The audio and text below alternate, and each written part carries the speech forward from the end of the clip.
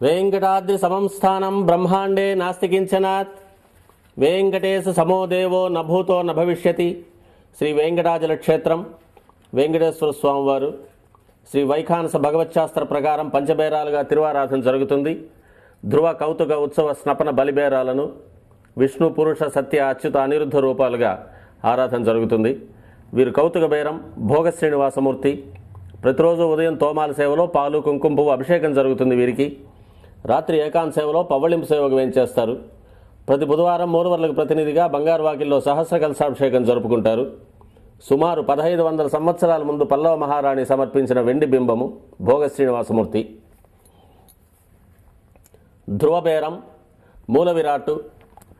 వక్షస్థలంలో మహాలక్ష్మి అమ్మవారు, పద్మావతి అమ్మవారు, శ్రీవత్సం, కౌస్తుభం, ముఖమండలంలో పచ్చకర్పూర నామం, కస్తూరి తిలకం, శ్రీపాదరేణు అనే మహాప్రసాదం, నవరత్న కిరీటం, రత్నాల సుదర్శన పాంచజన్యాలు, రత్నాల కర్ణపత్రాలు, భుజములందు నవరత్నాల నాగాభరణాలు, కట్యవలంబిత హస్తం,